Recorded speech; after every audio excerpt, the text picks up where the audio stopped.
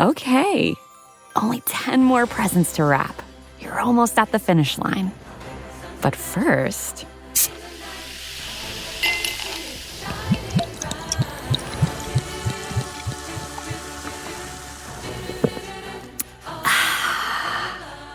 There, the last one.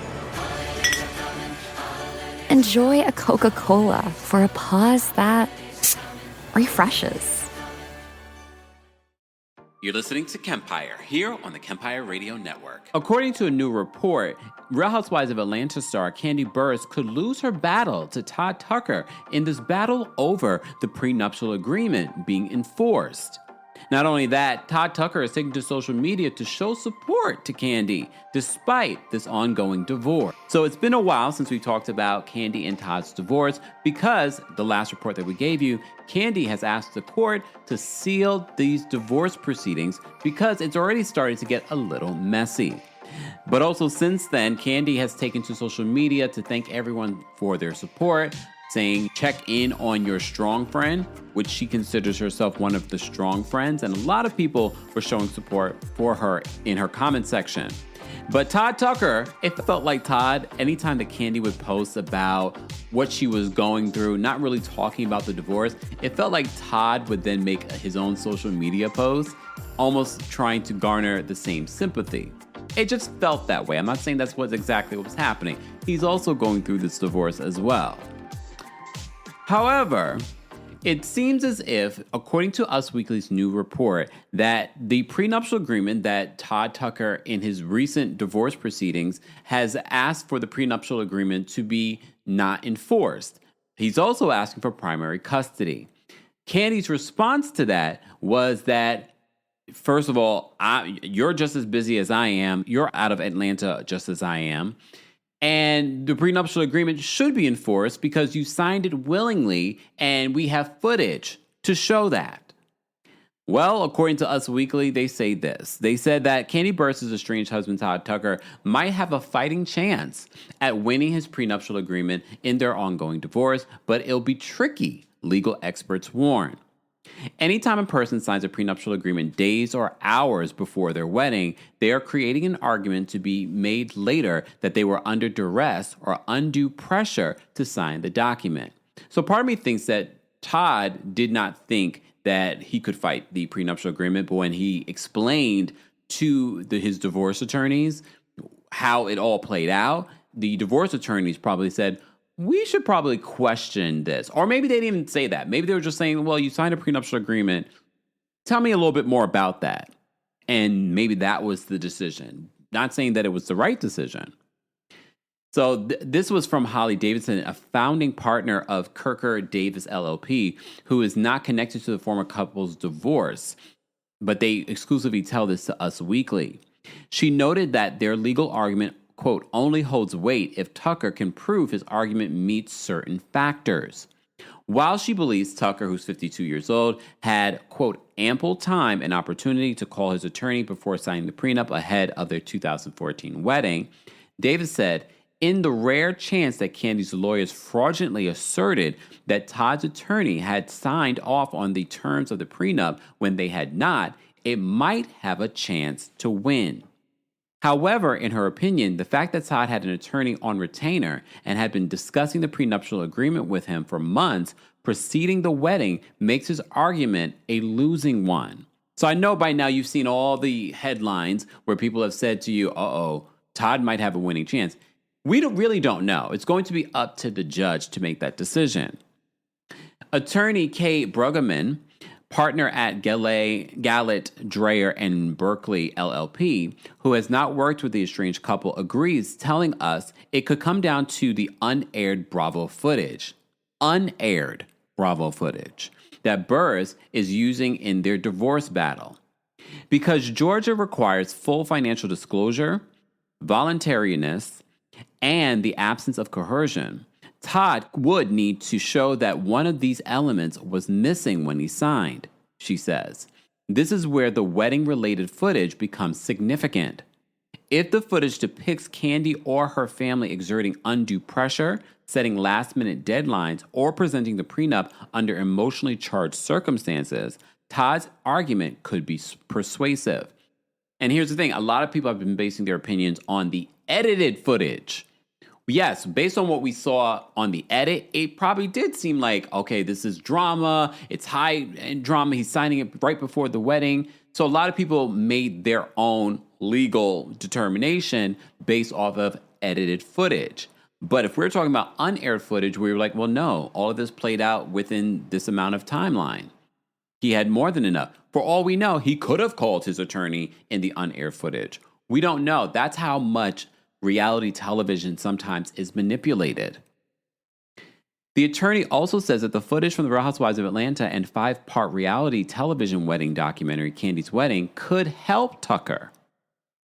Similarly, if the footage or other evidence suggests that he did not fully understand the financial terms, did not have a realistic opportunity to consult independent counsel, or was rushed into signing without negotiation, Georgia courts may view those factors as a weakening the agreement's enforceability, she adds.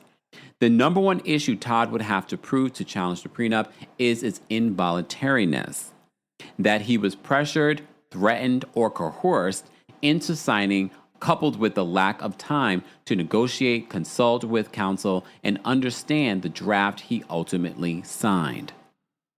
She continues, the particularly interesting part of this issue is what the raw footage captured. This is important to note because, like I said before, I feel a lot of people are basing their opinion off of what we watch, which is edited. She says, the particularly interesting part of this issue is what the raw footage captured, what producers can testify to, and if there are any dramatic effect put into the edited footage that can be contradicted by witnesses to show that any panic, coercion, or intensity in that moment was inserted for dramatic effect, and that all was settled prior to Todd signing. So this could also break the fourth wall. All the drama that you saw on Kandi's wedding, they could be like, well, no, technically, he didn't sign it that day. He signed and agreed to it the week before. I don't know if that's going to happen. We may never know if this is actually sealed. So Jonathan Witz, a New York-based divorce attorney who specializes in high-conflict, high-asset custody disputes and prenup litigation, tells Us Weekly that Tucker's prenup claim, quote, may have some validity as the lack of counsel is but one factor for the court to consider. While having counsel is an important right, it's not the be-all, end-all of the argument. The argument would have to be one-sided in favor of Kandi in terms of the rights or deprivation of rights under the agreement. Therefore, if the agreement was lopsided and deprived Todd of significant marital wealth, and he was unaware of the terms and Kandi had counsel to present, that could be enough to increase his odds at overturning the agreement, Leverwitz, who is not involved in the divorce case, says. Here's the other element, too, in regards to what they're saying here, that based on what we saw on the show, Todd would be able to split everything that they did together during their marriage. It was just everything that Kandi had before the marriage that he would not have access to, including the home that they lived in.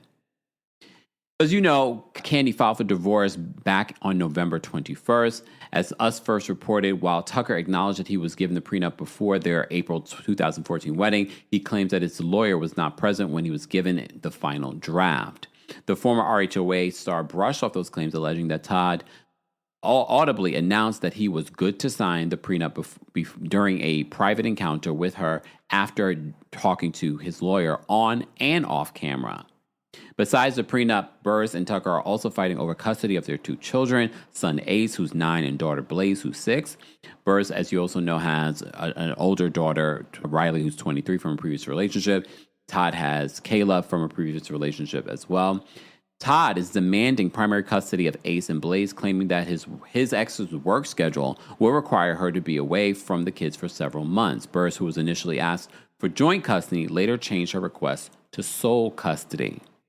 Kandi argued that each of their careers have required them to travel away from the home for extended periods of time independently and jointly prior to and after the birth of both of their minor children.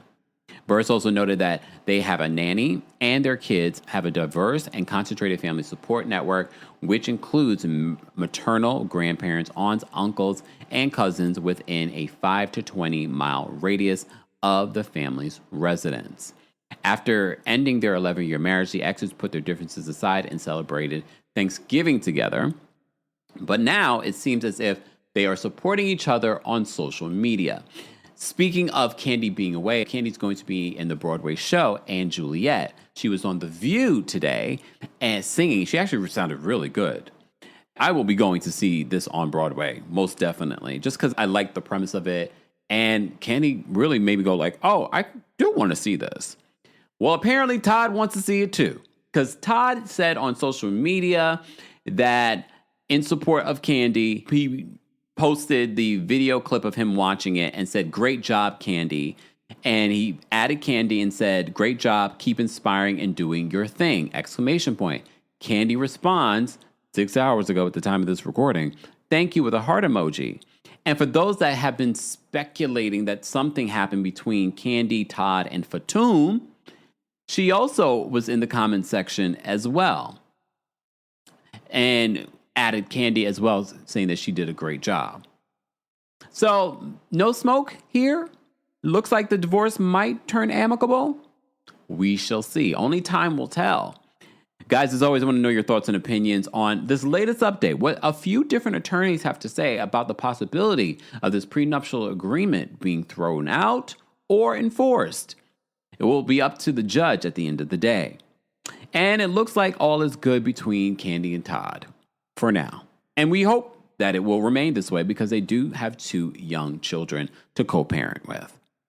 So it looks like the fans are still battling over Monique versus Candiace. That's because Monique has been asked multiple times about rekindling her friendship with Candiace. Well, now Candiace has taken to her podcast to respond. So when Monique was on Watch What Happens Live, she was asked by an audience member about rekindling a possible friendship with Candiace Dillard Bassett. Over 5 years ago, there was this physical fight between, well, I don't know if I should say fight, where Monique got physical with Candiace on season 5 of The Real Housewives of Potomac, which subsequently led to a huge split in the fan base between Monique fans and Candiace Dillard Bassett fans.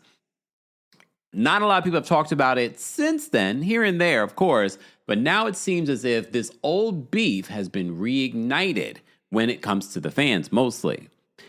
On Watch What Happens Live, Monique basically said there was no friendship, there was no relationship with Candiace, so she doesn't see rekindling that relationship.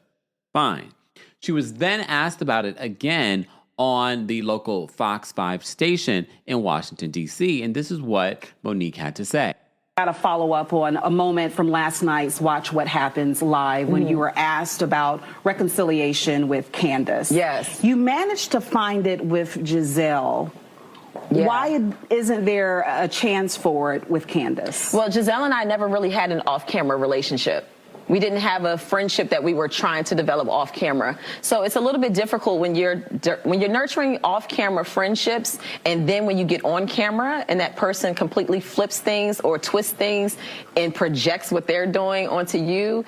It's like we had something that was supposed to be real within the reality TV space. So with that, Giselle has always showed me who she was, you know, like, so whatever she presented, I believed it, even if we bumped heads. So what I don't like is the double face. I don't like when you're showing me one way and then when you're around some other people, I'm always going to say the same exact thing that I told you in private. I'm going to say it in public, you know, and I only can roll with people that are like that. So there was a deeper sense of betrayal from Candiace as opposed to Giselle based upon the relationship that you all had. Right. There was a lot of things happening off camera. Okay. Yeah. Do you think that could change if maybe she extended the olive branch? Does it have to come from her first or? Yeah, I just don't feel like every time when you go through something, there has to be this reconciliation that happens. I think that's why a lot of people stay stuck in relationships and friendships that they've outgrown a long time ago.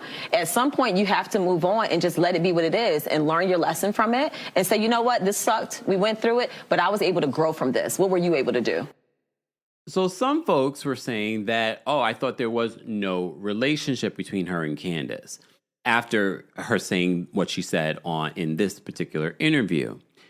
The other thing that people have been saying in regards to Monique, her addressing what happened over 5 years ago, is the fact that it seemed as if she's not showing accountability or making herself out to be the victim in this particular situation.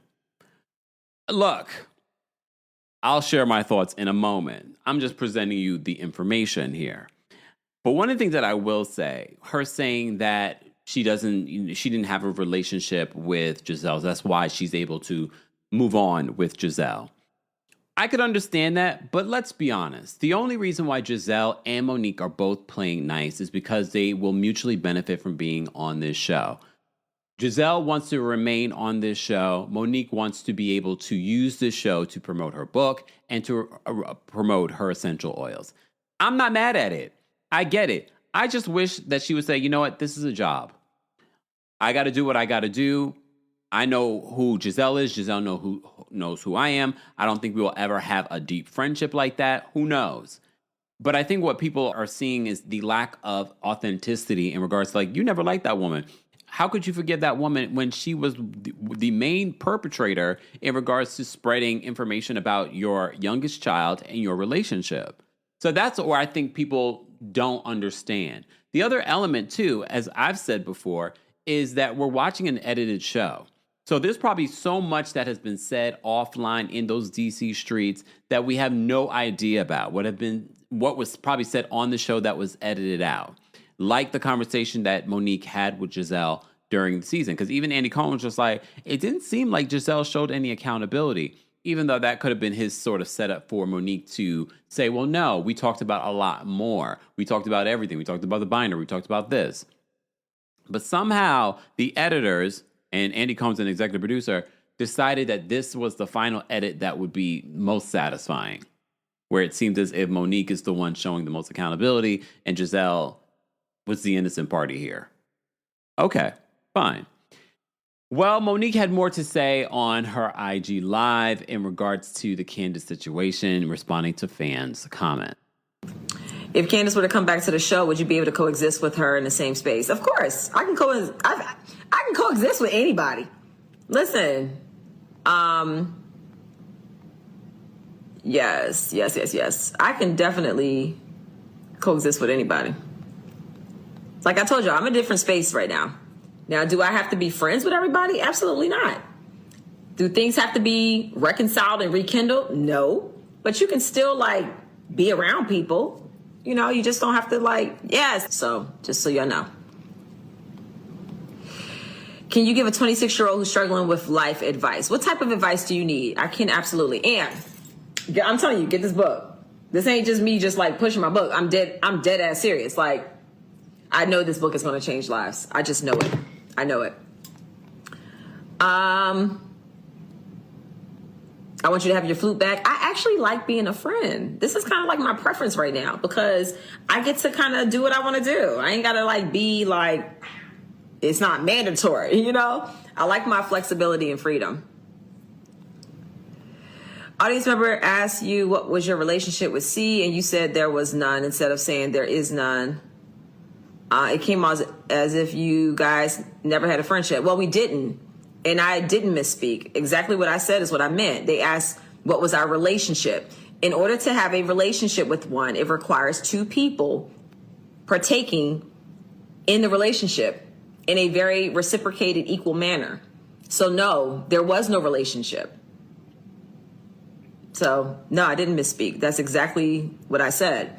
If you're trying to build a friendship with someone, let me say, there we go. Thank you. Tutu Fro. Thank you. Yeah, if you're trying to create a friendship with someone and they're not reciprocating, then no, that's not a relationship. So, and that's why I stopped using the word friends so much, because I feel like as a society, we use it way too loosely. We think that we got relationships with so many people and we really don't. We up in friendships by ourselves. But yeah. Okay, Coley, I see you bringing up old stuff. But it said you got mad at Candiace. No, you don't know the behind the scenes to that whole situation. So y'all think y'all be knowing everything and y'all don't. So people that had a lot more of a hand to play in certain things. Here's the thing. One thing I pointed out in one of the last videos that we did recently, talking about Monique's return, I get it. I believe her that she is satisfied being a friend of, because here's the thing, and Cynthia Bailey will tell you this as well. Your friend of role is not what it used to be years ago. Friend of roles now on Real Housewives, they'll show your business. They will let you promote things. I'm not sure if the Bethany clause is in the friendship contract, but who knows? But either way, Monique has those essential oils that she wants to sell. She has this new book she wants to sell. It's a huge platform, a much bigger platform than when she was on Love and Marriage DC. And apparently whatever fell out there between her and Carlos. So I believe that. But here's the thing that I mentioned in one of the last videos talking about Monique. I notice a pattern with Monique. She's lost a lot of friends. There always seems to be some sort of falling out, and she's the common denominator in those stories. Just, I think it's worth us paying attention to. And every time I say that, it seems to come back around, and I'm like, oh, I'm 100% right. Here you go again, being the common denominator in something. Just saying, not saying that I'm always right, but ain't I? Okay.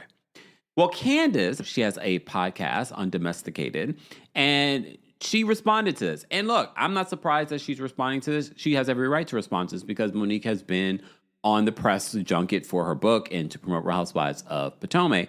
So this is what Candiace had to say about what Monique said about her. She said she's apologized to you, and I couldn't help but Yes? That's what that was in the clip. I don't think because based on what you said, I don't think you felt like you got that actual apology, and I don't recall it either, so maybe yes. I mean, I have PTSD from the entire experience, so it's possible that I could be misremembering, but I do not recall ever receiving an apology from that girl. I mean, and I see a lot of clips of her talking about like how she was unhealed. I'm like paraphrasing, but how she was unhealed, and much of her behavior was because she was an unhealed girl, which, okay, child, we all got pain. We all got some healing to do and therapy to do, but it's just, it all like reeks to me of like skirting around real accountability. Mostly because, like you said, if you wanted to apologize to me, you would have and could have called me directly. I'm not now, nor have I ever been, with none of this show shit, this camera shit, like this, I wanted to apologize, but I wanted to save it for this camera or that camera. That to me is a crock of shit. Like, when you inflict real live pain on people and real live trauma on people, you need to offer a real live apology that does not need to involve cameras. So it's just all of these conversations about me or that involve me or are me adjacent. I don't take it. I don't consider it as remorse or apologetic. And I also think it's cute because I don't really see her out in the public much speaking unless she is talking about me. So what does that say about your relevance or lack thereof? Oh, well, the shade. Look, I would have to really go back and watch season 5 and everything that played out, because all this played out during the pandemic. This happened in 2020. So that was sort of when we were coming back on socials and I was creating content and stuff like that. And I don't even know if I don't think I even recapped season 5 of Real Housewives of Potomac. But here's another example of how Bravo really dropped the ball on properly, especially when it comes from a human resources perspective. They really dropped the ball on resolving this issue with the audience, because the audience has been very split about this. And I think a lot of people were happy that certain people did not come back and that we didn't have to revisit some of this drama. But I did find an article back from 2020, December of 2020, from People Magazine, which is titled, RHOP Reunion, Monique Samuels apologizes to Candiace Diller-Bassett for the fight. I take responsibility. So they say this, Monique Samuels is apologizing to Candiace Diller-Bassett nearly a year after their infamous altercation. Oh, now it's coming back to me. I think now I'm remembering what she said at the reunion, but I'll read this. So on Sunday, the three-part Real Housewives Potomac reunion came to an end with housewives Candiace, Monique, Giselle Bryant, Karen Huger, Ashley Darby, Robin Dixon, and Dr. Wendy Asefo finishing up the rehashing of the season's most explosive moments, this time with the help of some of the husbands. Following the second part of the reunion special, the third episode kicked off on a tense note with Candiace in tears, saying she needed a break from filming after beginning to address her altercation with Monique. And I could understand why Candiace would have PTSD. No matter how you feel about Candiace, if you watch that fight, and I don't want to say that it's a fight, because it's not a fight if you are not fighting back. If you're trying to get away. No, this is an assault. No matter how you feel about Candiace or how you felt like she may have triggered the conversation, it doesn't matter. When you look at what we're watching, you have to be fighting back to be calling this a fight. This wasn't a fight. This was someone being assaulted. So they said, as Candiace walked away from the set in tears, host Andy Cohen asked Monique if she was upset or remorseful for her actions. She says, of course I'm upset. I'm just trying to explain it the way that I process it, she said, before explaining why she appeared to be unemotional and never fully apologized to Candiace. I literally went from one mental state to the next, and then right after that, there's my name in the headlines of me being pressed charges on. Upon Candiace's return to the set, Andy asked the group if she took it too far with the legal charges she initially filed against Monique in November of 2019. Legal action never crossed my mind, Robin said. I wanted legal action, but I didn't want the consequence to be she goes to jail, Giselle explained. Andy then asked Monique why she decided to countersue Candiace after she had already admitted to the pastor during a confession session that Candiace didn't deserve what happened. She says, I hired an attorney so I could take my attorney's advice, Monique said. Following a tense back and forth about how each of the attorneys guided them through the legal drama and the women expressing their unfavorable opinions about Ashley's decision to write a statement of defense for Monique, the Not For Lazy Moms blogger shared a final statement about the fight, surprising the women with an apology to Candiace. Explaining that Candiace putting her finger in her face was a trigger, Monique told the aspiring singer that the fight was not about you.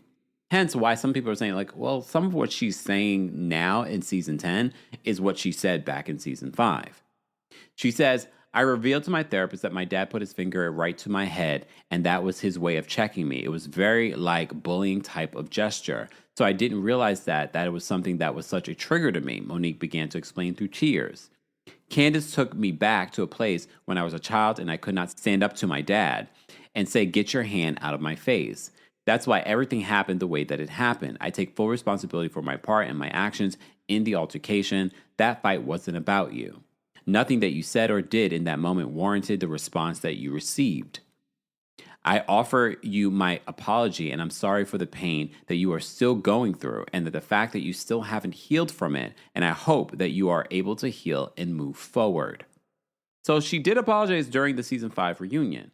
After taking in Monique's words, Candiace shared that while she could absolutely appreciate childhood trauma, she pointed out that it had been over a year since the fight. So now this is all coming back to me. Now I'm remembering Candiace at that moment could not take in the apology because she's feeling like, okay, this happened a year ago. Now you're apologizing when you could have apologized off camera. You could apologize way before all of this, before the online blogger drama of it all and fan accounts. And so there were a lot of things that people were accusing Monique of, her family being a part of these fan accounts and spreading false rumors to blogs and things like that.